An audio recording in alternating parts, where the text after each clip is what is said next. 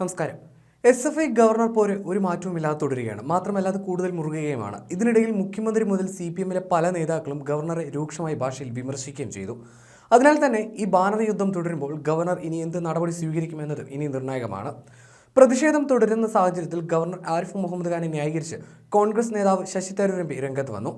സർവകലാശാലകളുടെ ചാൻസലർ എന്ന നിലയിൽ ഗവർണർക്ക് ചില അധികാരങ്ങളും അവകാശങ്ങളുമുണ്ട്. നിയമം അനുശാസിക്കുന്ന രീതിയിൽ ഗവർണർക്ക് അത് ഉപയോഗിക്കുന്നതിന് തടസ്സമില്ലെന്നാണ് ശശി തരൂരിന്റെ വാദം. തർക്കമുള്ള വിഷയങ്ങളുണ്ടെങ്കിൽ കോടതിയെ സമീപിക്കുകയാണ് വേണ്ടതെന്നും അദ്ദേഹം പറഞ്ഞു. SFI പ്രവർത്തകരെ ബ്ലഡി ക്രിമിനൽസ് എന്ന് ഗവർണർ വിളിച്ചത് അദ്ദേഹത്തിന് അങ്ങനെ തോന്നിയതിനാലാകാമെന്നും തരൂർ പറഞ്ഞു. അത് ഗവർണറും SFIയും തമ്മിലുള്ള വിഷയമാണ്. പ്രതിഷേധിച്ചവരെ മർദ്ദിച്ചു എന്ന ആരോപണത്തിൽ എല്ലാവരെയും നോക്കുകയാണ് പോലീസിന്റെ ജോലി. ഏതെങ്കിലും രാഷ്ട്രീയ പാർട്ടിയുടെ ഏജന്റായി പ്രവർത്തിക്കുകയല്ല. മുഖ്യമന്ത്രിക്കെതിരെ കരിങ്കൊടി കാണിക്കുന്നത് ജനാധിപത്യത്തിനെതിരാണോ? അവർ കല്ലെറിഞ്ഞോ? കരിങ്കൊടി കാണിക്കുന്നത് അടിച്ചമർത്താൻ പോലീസിന് എന്താണ് അവകാശമുള്ളതെന്നും ശശി തരൂർ ചോദിച്ചു.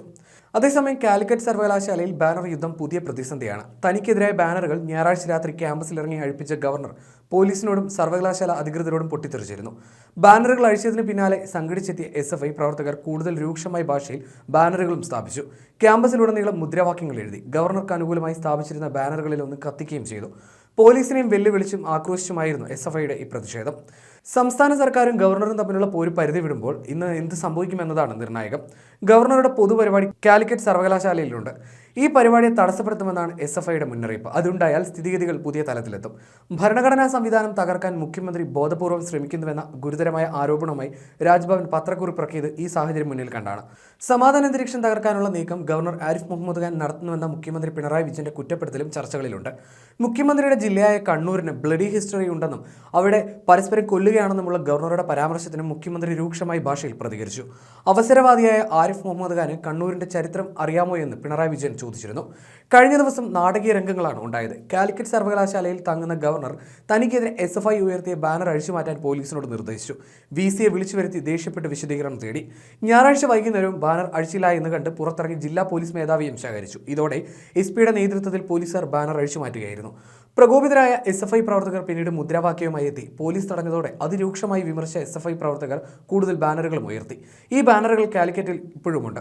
ഇതിനോട് ഗവർണർ എങ്ങനെ പ്രതികരിക്കുമെന്നതാണ് ഇനി നിർണായകം. കാലിക്കറ്റ് സർവകലാശാലയിൽ ഗവർണറെ അപമാനിക്കുന്ന ബാനറുകൾ ഉയർത്തിയത് പോലീസുകാരാണെന്ന് രാജ്ഭവൻ പറയുന്നു. ഇത് മുഖ്യമന്ത്രിയുടെ നിർദ്ദേശത്തിന്റെ അടിസ്ഥാനത്തിലാണ്. ഗൗരവത്തോടെയാണ് ഇക്കാര്യം ഗവർണർ കാണുന്നത്. മുഖ്യമന്ത്രിയുടെ കുറ്റപ്പെടുത്തലും നിർണായകമാണ്. ഗവർണർ എന്തൊക്കെയോ വിളിച്ചു പറയുന്നു. പ്രതിഷേധിക്കുന്നവരെ ക്രിമിനൽസ് എന്ന് വിളിക്കാൻ എങ്ങനെയാണ് കഴിയുക?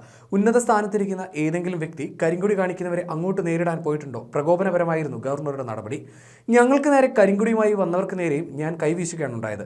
പ്രതിഷേധം അക്രമമായാൽ പോലീസ് ഇടപെടും. പിന്നീട് വിലപിച്ചിട്ട് കാര്യമില്ലെന്നാണ് മുഖ്യമന്ത്രി പറഞ്ഞത്. കാലിക്കറ്റ് സർവകലാശാലയിൽ ഗവർണർക്കെതിരായ പ്രതിഷേധത്തിൽ നിന്ന് പിന്നോട്ടില്ലെന്ന് വ്യക്തമാക്കി SFI സംസ്ഥാന സെക്രട്ടറി PM ആർഷോ നിലപാട് വിശദീകരിച്ചിട്ടുണ്ട്. പ്രതിഷേധത്തിൽ നിന്ന് ഒരു ഇഞ്ച് പോലും പിന്നോട്ടില്ലെന്ന് ഫേസ്ബുക്കിലൂടെയാണ് ആർഷോ വ്യക്തമാക്കിയത്.